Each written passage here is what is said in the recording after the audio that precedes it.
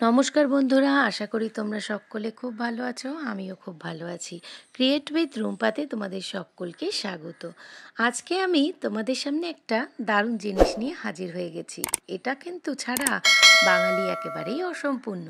আর বাইরে যেহেতু প্রচণ্ড ঠান্ডা, প্রচণ্ড শীত, সেই শীতের আমেজ কাটাতে এমন একটা যদি চায়ের রেসিপি সামনে থাকে, কেমন করে বাঙালিরা ভুলে থাকতে পারে।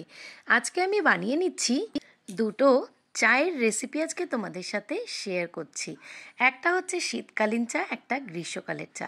শীতকালের এই চাটা খেলে কিন্তু শরীরও খুব গরম থাকে এবং ভীষণভাবেই কিন্তু চনমনে একটা ব্যাপার থাকে।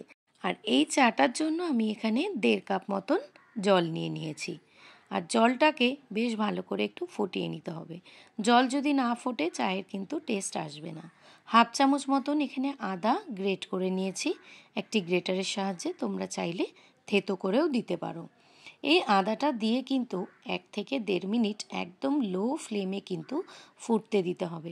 আদা কখনোই কিন্তু হাই ফ্লেমে বেশি ফোটানো যাবে না, তাতে আদার গুণাগুণ নষ্ট হয়ে যায়। তো আদাটা দিয়ে বেশ কিছুক্ষণ ফুটিয়ে নিয়ে একটু কম আঁচে রেখে দিতে হবে। ততক্ষণে এদিকে একটি কাপের মধ্যে চিনি নিয়ে নিলাম। চিনিটা আমি 1/2 চামচ মতন নিয়েছি, কারণ যে যেরকম চায়ের স্বাদ খাও সেভাবেই নেবে। আর একটা ছাঁকনির মধ্যে 1/2 চামচ মতন চা নিয়ে নিয়েছি। তো এই চা আলাদা রেখেছি, চিনিটাও আলাদা রেখেছি। আর এই আদার যে জলটা সম্পূর্ণটা এই চায়ের ওপর ঘুরিয়ে ঘুরিয়ে কিন্তু সুন্দরভাবে ঢেলে দিতে হবে আদা সমেত। তো দেখো এখানে আমি আদাটাও কিন্তু চায়ের ওপরে দিয়ে দিয়েছি। তো তোমরা যদি চায়ের লিকারটাকে একটু বেশি কড়া খেতে পছন্দ করো, তো তোমরা ছাঁকনিটা দিয়ে কিন্তু এই চায়ের ওপরে কয়েক সেকেন্ড ধরেও রাখতে পারো বা রেখেও দিতে পারো। তো দেখতেই পাচ্ছ কত সুন্দর একটা কালার এসছে চাটায়, খেতেও কিন্তু সুস্বাদু।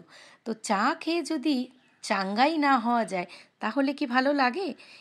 এই চাটা হচ্ছে শীতকালে বুকে সর্দি কাশি কফ যদি থাকে সেইগুলোকেও অনেকটা কাটিয়ে দেবে এবং শরীরকে রাখবে চনমনে।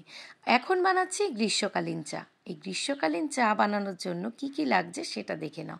এখনকার দিনে অনেকেরই গ্যাস অম্বলের সমস্যার কারণে কিন্তু দুধ চাটা মানুষ খেতেই পারে না। তাই জন্য লিকার চাকেই যদি আমরা এরকম ভিন্ন স্বাদের তৈরি করে খাই তাহলে তো স্বাদ হবে অপূর্ব। এখানে 1.5 কাপ জল নিয়েছি, 2টো এলাচের দানা, 3টে গোলমরিচ আর একটা লবঙ্গ, আর আগে তো চিনি দিয়েই দিয়েছি।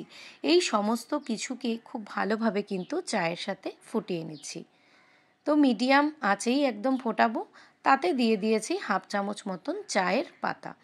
তো কয়েক সেকেন্ড সিমে আছে একেবারেই জিনিসটা ফুটে আসার পর কিন্তু একটা ঢাকা দিয়েও রেখে দিতে পারো বা এমনিও রেখে দিতে পারো। ব্যাস চটপট এবার চাটাকে একটি পাত্রে ঢেলে নিই। অবশ্যই লিকার চা খাওয়ার জন্য যদি একটু ট্রান্সপারেন্ট কাপ হয় তাহলে তো কোনো কথাই নেই। লিকার চায়ের কালারটা আনার জন্য দেখো, এই টেস্টটাকে আরও বাড়ানোর জন্য এখানে আমি 7-8 ফোঁটা পাতিলেবুর রস দিয়ে দিয়েছি। তো এতে টেস্ট হবে অপূর্ব সুন্দর।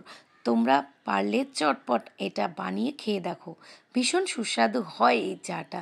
চা খেয়ে শরীরে কিন্তু একটা এনার্জি আনতেই হবে। তো তোমাদের কেমন লাগলো এই শীতকালীন চা ও গ্রীষ্মকালীন চায়ের এই রেসিপিটা অবশ্যই কিন্তু কমেন্টের মাধ্যমে জানাবে। আর যারা আমার চ্যানেলটাকে এখনও সাবস্ক্রাইব করোনি, চটপট আমার চ্যানেলটাকে সাবস্ক্রাইব করে বেল বাটনটা অন করে একটি লাইক করে কমেন্ট করে চ্যানেলটার পাশে থেকো। তো আজকে আসি, আজকের মতো টাটা। সকলে ভালো থেকো আর চ্যানেলটাকে সাবস্ক্রাইব করে সকলে আমার পাশে থেকো। টাটা।